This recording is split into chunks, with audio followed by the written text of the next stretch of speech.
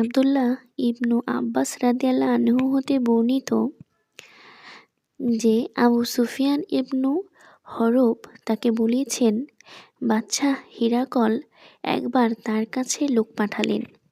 তিনি কুরাইশদের কাফেলায় তখন ব্যবসা উপলক্ষে সিরিয়ায় ছিলেন। সে সময় রাসূলুল্লাহ সাল্লাল্লাহু আলাইহি ওয়াসাল্লাম আবু সুফিয়ান ও কুরাইশদের সাথে নির্দিষ্ট সময়ের জন্য সন্ধিবদ্ধ ছিলেন। আবু সুফিয়ান তার সঙ্গীদের সহ হিরাকলের কাছে গেলেন এবং তখন হিরাকল জেরুজালেমে অবস্থান করছিলেন। হিরাকল তাদেরকে তার নিকটে ডাকলেন।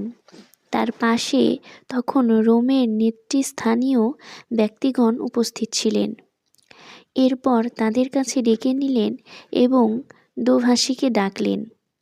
তারপর জিজ্ঞেস করলেন, এই যে ব্যক্তি নিজেকে নবী বলে দাবি করে, তোমাদের মধ্যে বংশের দিক দিয়ে তার চেয়ে সবচেয়ে নিকটাত্মীয় কে? আবু সুফিয়ান বললেন, আমি বললাম, বংশের দিক দিয়ে আমি তার নিকটাত্মীয়। তিনি বললেন, তাকে আমার খুব কাছে নিয়ে এসো এবং তার সঙ্গীদেরও কাছে এনে পিছনে বসিয়ে দাও। এরপর তার দোভাষীকে বললেন, তাদের বলে দাও, আমি এর কাছে সে ব্যক্তি সম্পর্কে কিছু জিজ্ঞাসা করব। সে যদি আমার কাছে মিথ্যা বলে, তবে সাথে সাথে তোমরা তাকে মিথ্যাবাদী বলে প্রকাশ করবে। আবু সুফিয়ান বলেন, আল্লাহর কসম, তারা আমাকে মিথ্যাবাদী বলে প্রচার করবে, এ লজ্জা যদি আমার না থাকতো, তবে অবশ্যই আমি তার সম্পর্কে মিথ্যা বলতাম। এরপর তিনি তার সম্পর্কে আমাকে প্রথম প্রশ্ন করে যে, তোমাদের মধ্যে তার বংশমর্যাদা কেমন? আমি বললাম, তিনি আমাদের মধ্যে অতি সম্ভ্রান্ত বংশের। তিনি বললেন, তোমাদের মধ্যে এর আগে আর কখনো কি কেউ কথা বলেছে? আমি বললাম, না। তিনি বললেন, তার বাপদাদাদের মধ্যে কেউ কি বাদশাহ ছিলেন? আমি বললাম, না। তিনি বললেন, তারা কি সংখ্যায় বাড়ছে না কমছে? আমি বললাম, তারা বেড়েই চলেছে। তিনি বললেন, তার দিন গ্রহণ করার পর কেউ কি নারাজ হয়ে তা পরিত্যাগ করে? আমি বললাম, না। তিনি বললেন, নবুয়তের দাবির আগে তোমরা কি কখনো তাকে মিথ্যার দায়ে অভিযুক্ত করেছ? আমি বললাম, না। তিনি বললেন, তিনি কি চুক্তিভঙ্গ করেন? আমি বললাম, না। তবে আমরা তার সঙ্গে একটি নির্দিষ্ট সময়ের চুক্তিতে আবদ্ধ আছি, জানি না এর মধ্যে তিনি কি করবেন। আবু সুফিয়ান বলেন, এ কথাটুকু ছাড়া নিজের পক্ষ থেকে আর কোনো কথা সংযোজনের সুযোগই আমি পাইনি। তিনি বললেন, তোমরা কি তার সাথে কখনো যুদ্ধ করেছ?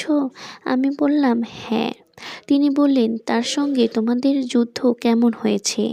আমি বললাম, তার ও আমাদের মধ্যে যুদ্ধের ফলাফল কুয়ার বালতির ন্যায়, কখনো তার পক্ষে যায়, আবার কখনো আমাদের পক্ষে আসে। তিনি বলেন, তিনি তোমাদের কিসের আদেশ দেন? আমি বললাম, তিনি বলেন, তোমরা এক আল্লাহর ইবাদত করো এবং তার সঙ্গে কোনো কিছুর শরিক করো না, এবং তোমাদের বাপদাদার ভ্রান্ত মতবাদ ত্যাগ করো। আর তিনি আমাদের সালাত আদায় করার, সত্য কথা বলার, নিষ্কলুষ থাকার এবং আত্মীয়দের সাথে সদ্ব্যবহার করার আদেশ দেন। তারপর তিনি দোভাষীকে বললেন, তুমি তাকে বলো, আমি তোমার কাছে তার বংশ সম্পর্কে জিজ্ঞাসা করেছি।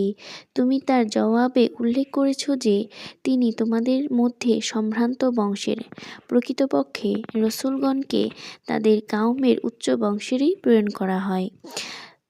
তোমাকে জিজ্ঞেস করেছি, এ কথা তোমাদের মধ্যে ইতিপূর্বে আর কেউ বলেছে কিনা? তুমি বলেছ, না।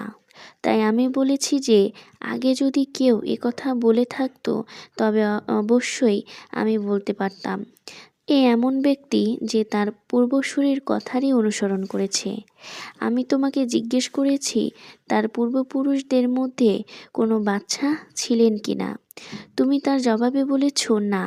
তাই আমি বলেছি, তার পূর্বপুরুষের মধ্যে যদি কোনো বাদশাহ থাকতেন, তবে আমি বলতাম, ইনি এমন এক ব্যক্তি যিনি তার বাপ দাদার বাদশাহী ফিরে পেতে চান।